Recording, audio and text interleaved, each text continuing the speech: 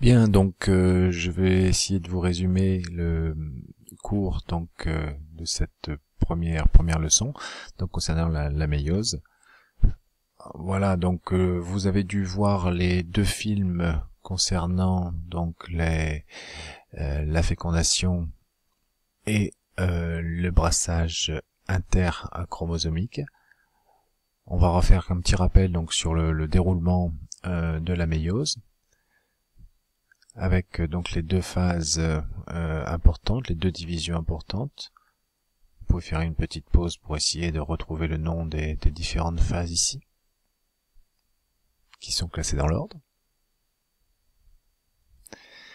Je vous ai mis ce document donc qui va reprendre beaucoup de choses. Donc d'abord le résumé officiel, la méiose est la succession de deux divisions cellulaires qui sont précédées par un doublement de la quantité d'ADN pour avoir des chromosomes doubles au niveau de la prophase 1. C'est bien évidemment la réplication que vous avez vu l'an passé en première S. Première division donc qui va répartir les chromosomes homologues équitablement. C'est ce qu'on appelle la division réductionnelle afin de passer à deux cellules haploïdes.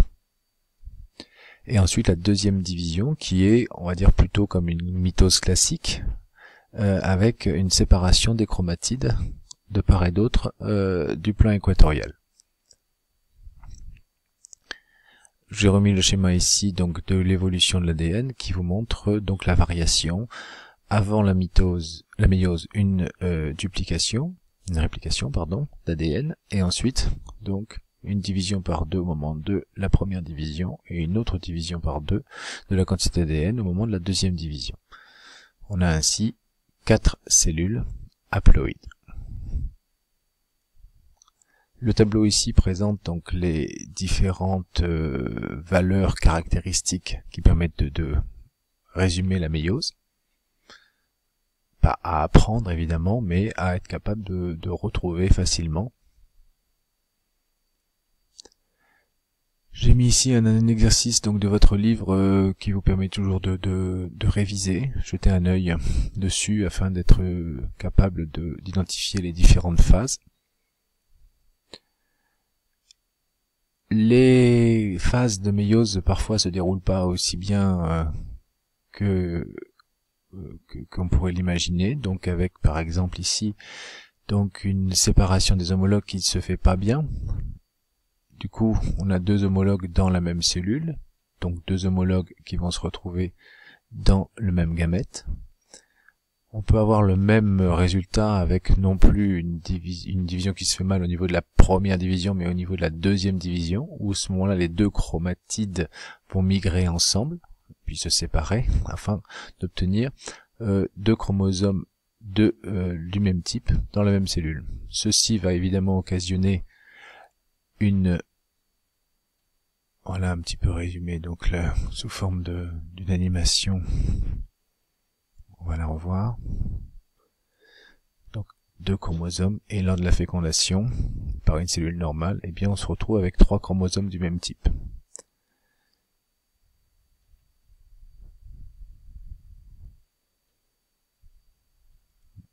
C'est ce qui permet d'expliquer donc un certain nombre de trisomies viables, 21, 18, 13, ou Klinefelter, ou une monosomie qui est viable aussi, qui est le syndrome de Turner. Monosomie, donc on a un seul chromosome au lieu de 2.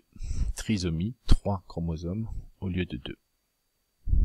Ce sont des malformations qui ont une fréquence variable, comme vous le voyez ici dans le tableau. Les autres trisomies ou monosomies sont toutes létales, soit au niveau embryonnaire, soit au niveau fœtal. On gardera comme notion officielle un mouvement anormal de chromosomes produit une cellule présentant un nombre inhabituel de chromosomes. Ces mécanismes sont souvent source de troubles. Donc la méiose, l'intérêt c'est qu'elle permet de produire des gamètes haploïdes, mais aussi de produire des gamètes qui vont être uniques grâce à un premier brassage qu'on appelle le brassage interchromosomique.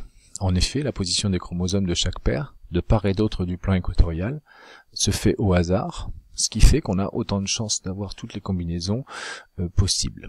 Alors, vous avez vu dans le film un certain nombre de possibilités. J'ai remis ici 2n égale 4 et 2n égale 6, avec donc 8 possibilités. Et vous avez sûrement calculé que si nous avions 2n égale 4, nous avions 16 possibilités. Et 2n égale 46, eh bien, calculez, et on aura la réponse bientôt. En prophase 1, donc on a des échanges entre chromosomes homologues qui créent des nouveaux chromosomes. C'est le brassage intra à l'intérieur d'eux.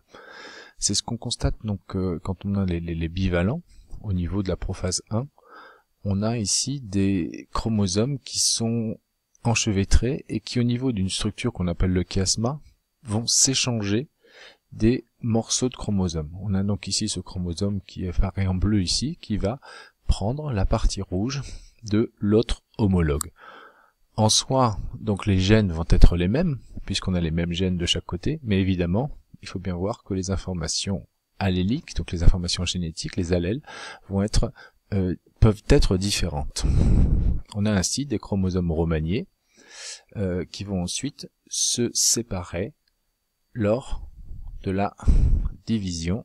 Alors on a ici la même animation, une autre animation, voilà.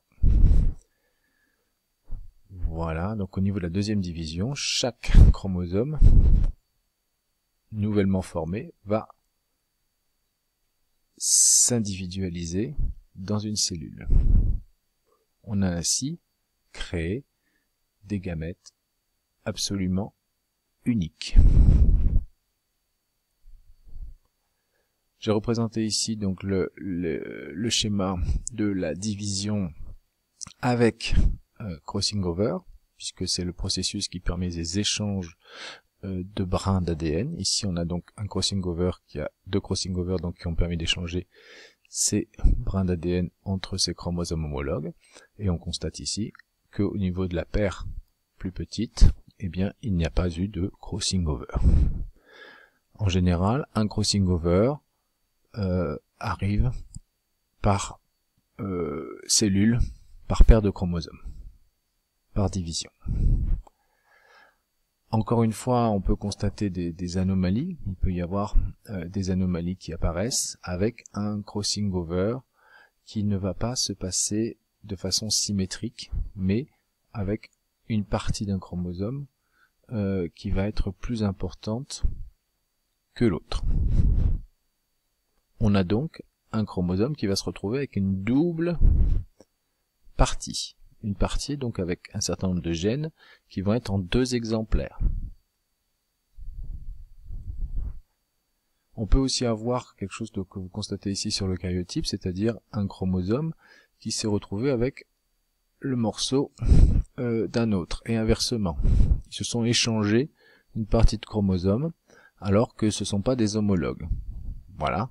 Ils se sont trompés, ils ont eu l'impression de se reconnaître, ils se sont échangés une partie de leur ADN, et le résultat est ici ce que vous pouvez constater. En gros, voilà, en grossi, voilà ce que ça. Vous pouvez faire une pause pour essayer de bien voir comment se sont échangées les parties de chromosomes. Évidemment, ces individus vont eux-mêmes avoir du mal à faire une méiose normale. La plupart du temps, ces individus vont être stériles. En effet, vous voyez qu'au niveau de la méiose, juste pour information, vous passerez un petit peu de temps pour regarder si vous voulez, pour comprendre quelque chose. Au lieu d'avoir donc un bivalent qui se met en place, eh bien on va avoir quelque chose qui va être une sorte de tétravalent avec les 4 chromosomes au lieu de 2 qui vont se reconnaître. Ce qui permet de dire donc en synthèse que la méiose permet donc des échanges de fragments de chromatide qu'on appelle des crossing over, qui vont se produire entre chromosomes homologues d'une même paire, et on aura donc à la suite donc de ces brassages, on va dire, et à la suite du brassage interchromosomique qui va ensuite permettre à ces chromosomes de migrer de façon aléatoire, on va avoir une diversité énorme, infinie de gamètes. On vient voir qu'il pouvait y avoir des anomalies, avec un crossing over inégal, qui aboutit à une duplication de gènes. Ces mécanismes sont souvent source de troubles, mais on verra, notamment au prochain chapitre, que ceci peut expliquer une diversification du vivant, peut avoir un effet très positif en augmentant le matériel génétique et en permettant ainsi d'avoir ce qu'on appelle des familles multigéniques, où finalement on va créer de la nouveauté génétique. La méiose laisse place donc à la fécondation donc que vous avez vu dans le film, où on a des spermatozoïdes qui se rapprochent de l'ovule. Un spermatozoïde va féconder l'ovule pour recréer cette stabilité du génome avec la diploïdie. Ceci est caractéristique de chaque espèce. Chaque espèce a un nombre de chromosomes bien définis qu'ils doivent retrouver lors de la fécondation.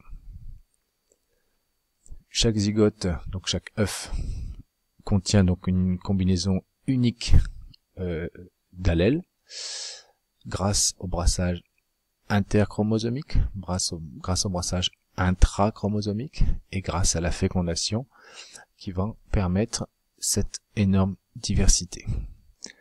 Tous les zygotes ne sont pas viables, tous les zygotes ne se développent pas. Évidemment, on a vu qu'il y avait un certain nombre d'anomalies qui pouvaient expliquer l'absence de développement.